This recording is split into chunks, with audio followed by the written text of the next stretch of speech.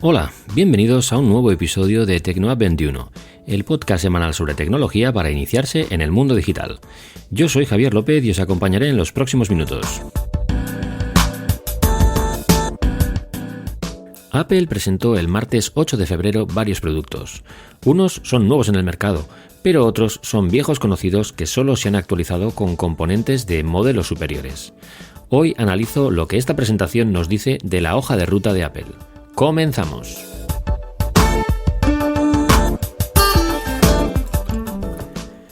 Bueno, pues como ya sabíamos y como ya esperábamos, Apple ha hecho una presentación de nuevos productos en marzo.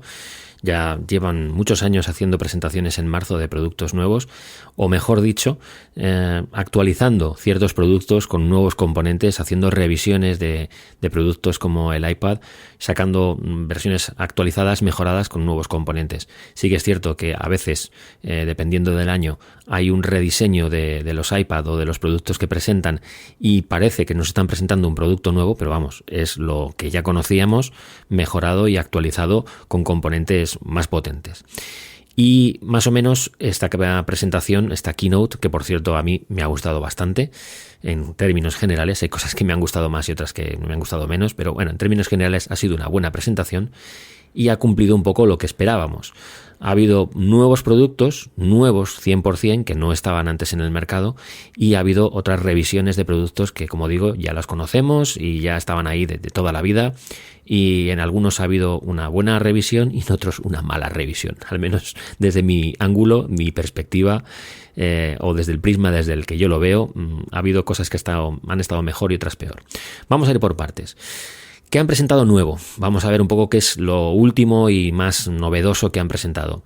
Bueno, pues han sacado un nuevo ordenador de sobremesa enfocado para ámbito profesional, exclusivamente profesional. Yo de aquí excluiría a gente para sus hogares o gente que lo pueda tener incluso para pequeños negocios. Creo que esto solo se le saca un rendimiento cuando trabajas con tecnología y necesitas que la tecnología te facilite el trabajo, sobre todo agilizando los procesos y haciendo que tus horas valgan más, por decirlo de alguna forma. Es decir, que si tú tienes que renderizar en 3D o si tienes que hacer trabajos a nivel gráfico o a nivel sonoro y necesitas mucha potencia computacional, evidentemente el tiempo es dinero y evidentemente ahí Apple te va a ofrecer herramientas, en este caso, que sí que pueden estar a la altura, ¿no?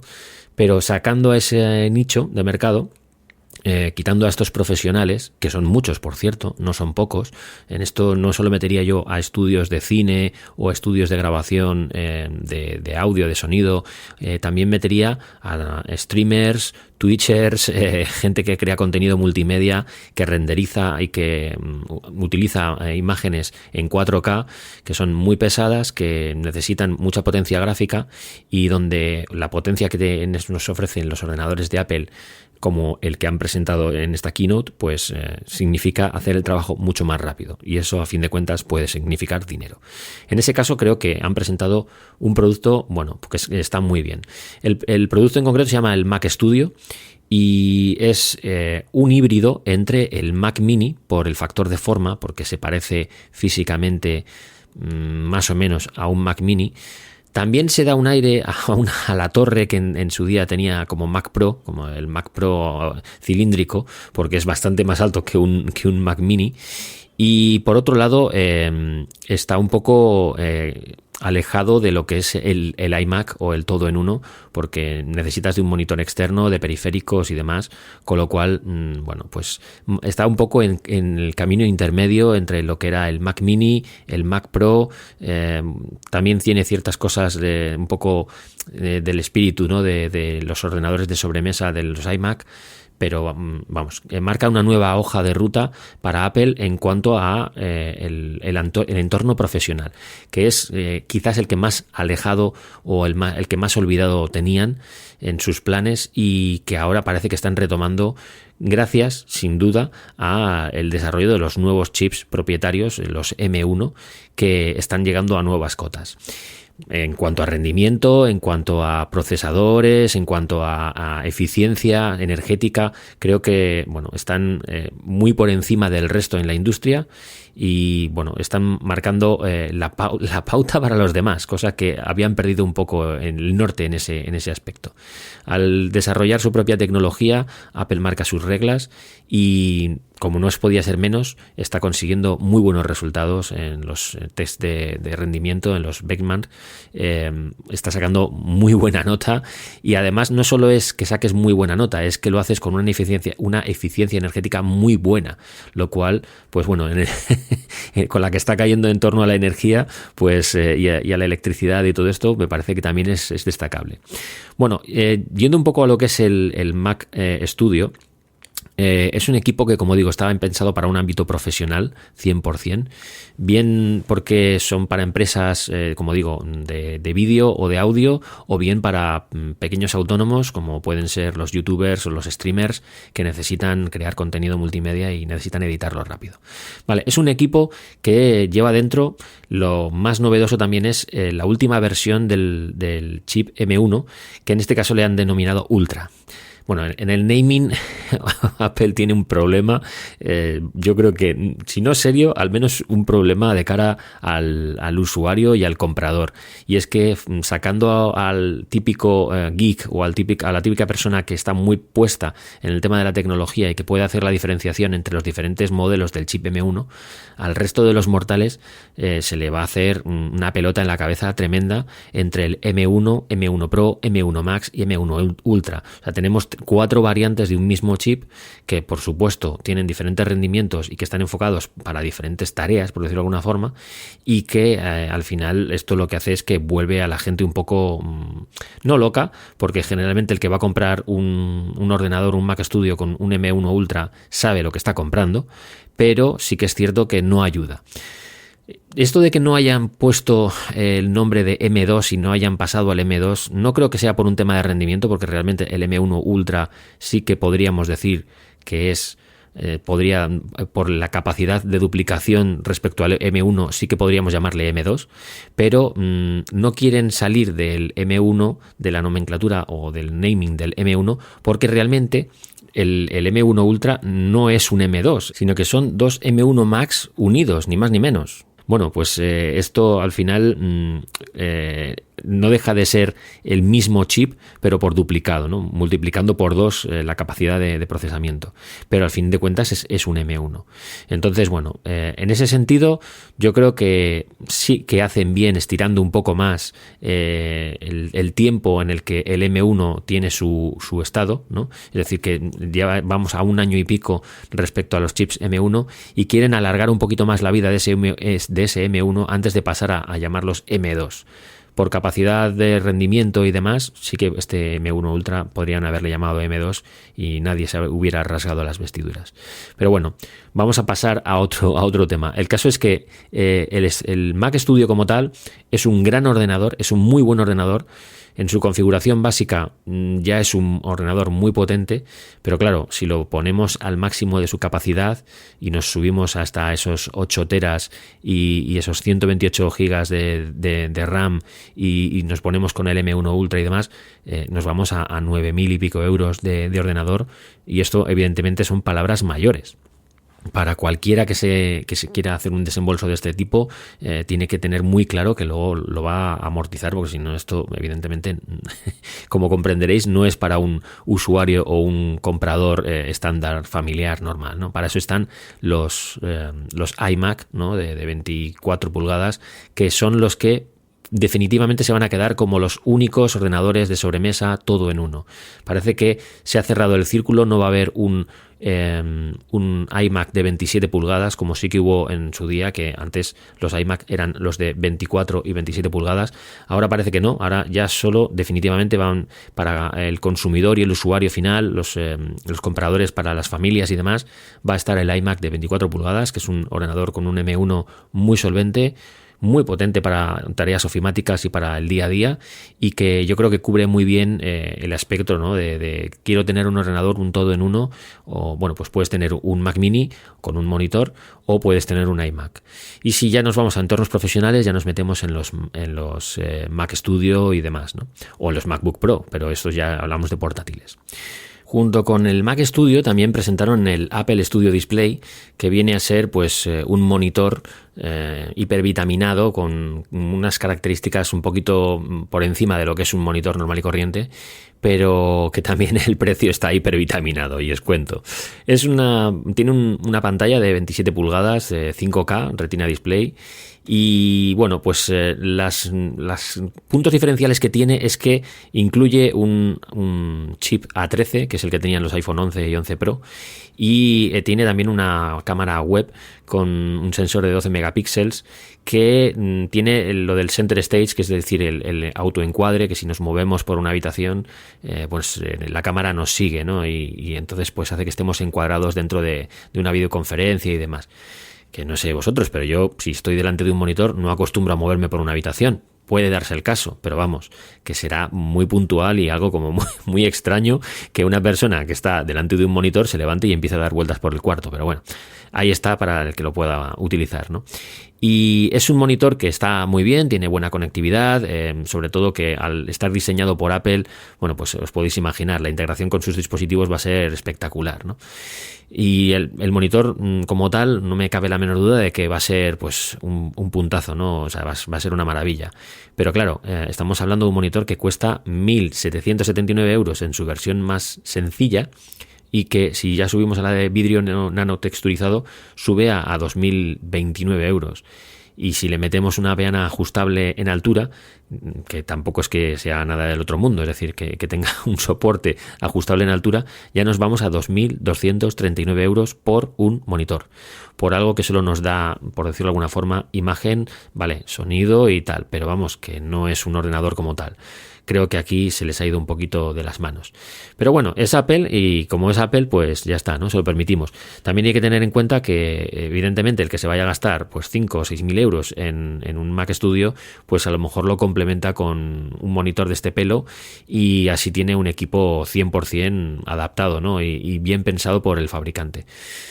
Estaba claro que iban a lanzar algo, creíamos que iban a lanzar algo un poquito más asequible, no ha sido así, pero bueno, es Apple y saca 2 productos nuevos, entonces bueno, ahora toca analizar, destripar y luego ver exactamente si tienen o no tienen sentido dentro del mercado.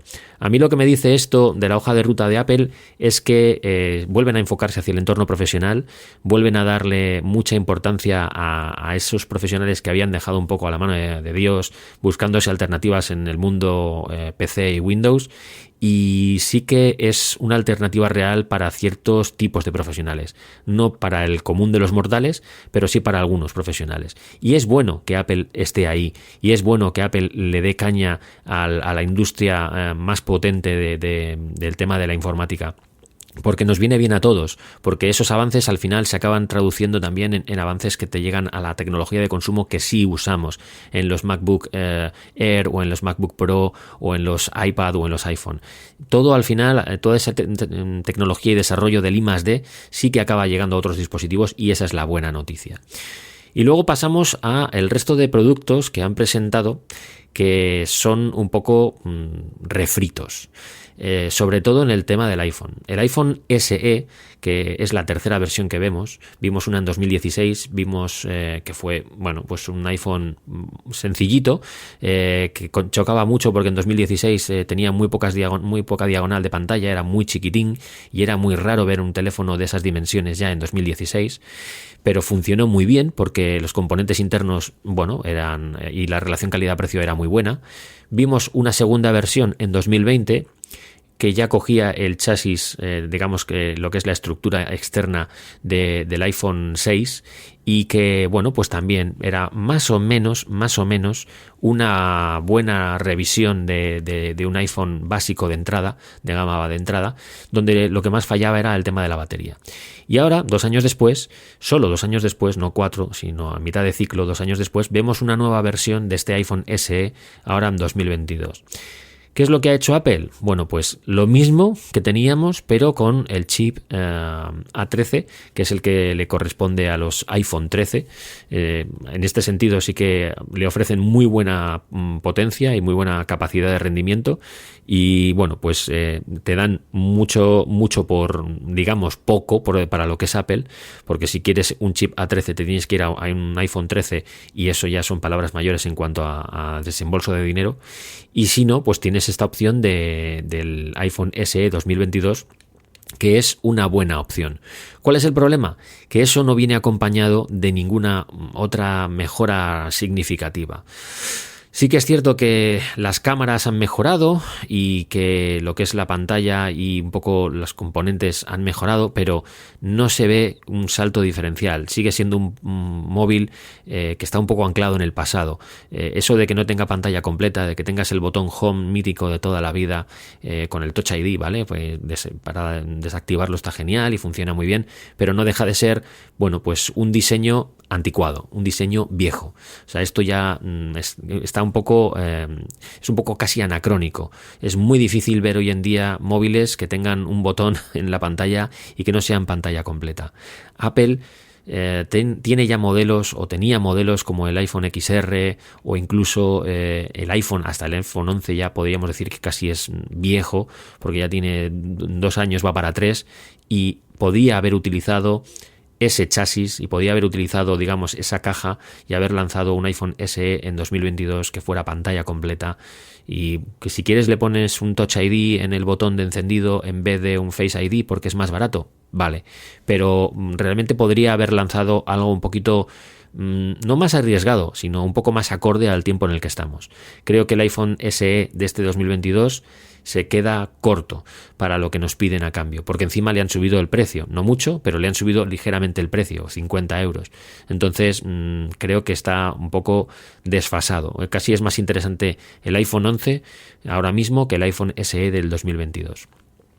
Del iPhone no voy a hablar más porque todo el mundo habla mucho de esto y creo que hay mucha información por la red. Yo solo quería daros mi opinión, y es que es un buen teléfono, porque es un buen teléfono, con los componentes internos que tiene no puede ser un mal teléfono, pero no es un teléfono acorde al año en el que estamos. Y el último producto del que voy a hablaros es el iPad Air, que, bueno, realmente podríamos llamarle iPad Pro, pero le han seguido poniendo el apellido iPad Air, pues porque tiene solo una cámara y no tiene 3, y porque, bueno, pues porque siguen un poco la línea de la iPad Air que ya existía, ¿no? Pero pocas diferencias hay con el iPad Pro actual, más allá de la pantalla, que sí que es cierto que no es XDR, que no es la pantalla del iPad Pro, y sí que es cierto que en el módulo de cámaras, pues bueno, el que vaya a hacer fotos con el iPad, pues evidentemente pues necesitará a lo mejor un iPad Pro. Pero si no vas a hacer fotos con el iPad y si la pantalla no lo es todo para ti, pues tienes un iPad Pro en el cuerpo de un iPad Air, porque ya tiene el chip M1, que es lo que más diferencia marcaba con respecto a los dos modelos de iPad, ¿no? Ya salimos de la serie A, y el iPad Air ya deja los chips A y se mete en la serie M1. Esto a mí lo que me está diciendo clarísimamente es que muy pronto vamos a ver un iPad Pro con un M2, porque si no, esto no tiene ningún sentido. Si no, es como, o podríamos ver morir la gama iPad Pro, que podría ser. Lo dudo mucho porque le sigue siendo muy rentable a Apple, y quizás es un poco casi el producto estrella respecto a los iPads, ¿no? Porque más allá del iPad básico de entrada, el iPad Pro era el que más fama tenía, ¿no? Pero claro, con este tipo de iPad Air, pues es muy difícil que no te entren ganas de comprarte un iPad Air y desechar un iPad Pro, porque evidentemente tienes prácticamente lo mismo, pero por 200 euros menos.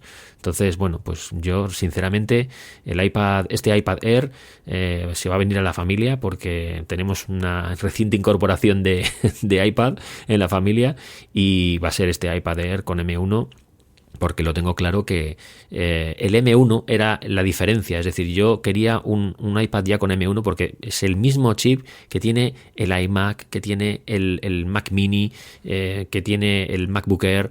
Es un chip más de ordenador que de tablet. Es un chip que tiene muchísimas posibilidades y que realmente es el presente y futuro a medio plazo de lo que Apple pueda presentar.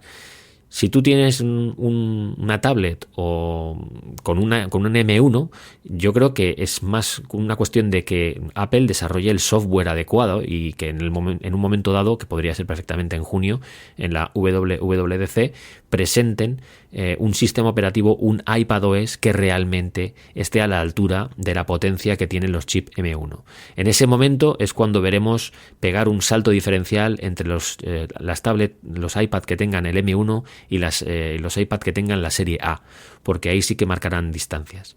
Y yo es lo que estoy esperando y es realmente lo que creo que va a pasar más pronto que tarde, porque ya va siendo hora de que los iPad tengan un software que esté a la altura del hardware que tienen dentro. Como también les pasa a los iPhone, que tienen mucha más potencia de lo que luego realmente los desarrolladores crean para ese hardware, ¿no? Pero bueno, esto es una cuestión de que la industria, de los desarrolladores, de las empresas que están creando las aplicaciones, hagan aplicaciones que realmente saquen todo el rendimiento, y eso ya no depende tanto de Apple, sino de otros factores externos. Y esto es un poco lo que Apple presentó en esa keynote de este martes 8 de febrero.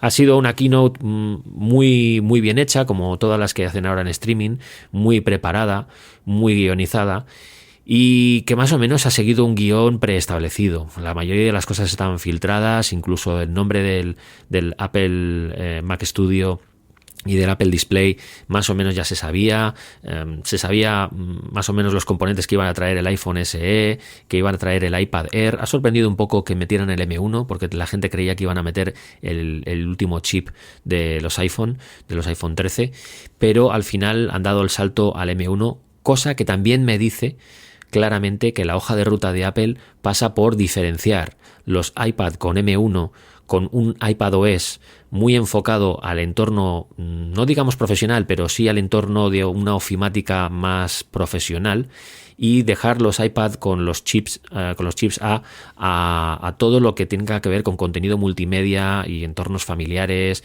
y quizás pues esos iPad de entrada que también le funcionan, ¿no?, para educación y para el consumo general. Yo creo que aquí en junio vamos a ver la clara diferenciación con un iPadOS. Apostaría por un iPadOS más profesional y ya un poquito más enfocado a un sistema híbrido entre lo que es macOS y el sistema iOS. Así que bueno, eso es una cuestión de tiempo que llegue y que se confirme o no si yo tenía razón, si estaba en lo cierto o si me he columpiado y me he equivocado 100%. Eso lo veremos dentro de poco. Y sin más, esto era un poco lo que quería compartir con vosotros hoy, esta presentación que hemos vivido y que a mí me ha gustado bastante, y que, como de costumbre, nos ha dejado un poco fríos a algunos, un poco calientes con ganas de comprar a otros, y que sin duda no deja indiferente a nadie. Bueno, espero vuestros comentarios, ya sabéis, estoy en Twitter como @jlomar, y también tenemos un chat en Telegram para todos los que escucháis los episodios, para poder comentarlos y para seguir la conversación por ahí. Sin más, el viernes que viene a las 9 de la mañana, hora española peninsular, habrá un nuevo episodio disponible en las principales plataformas de streaming. Pasad un buen fin de semana y nos vemos la semana que viene. Un saludo.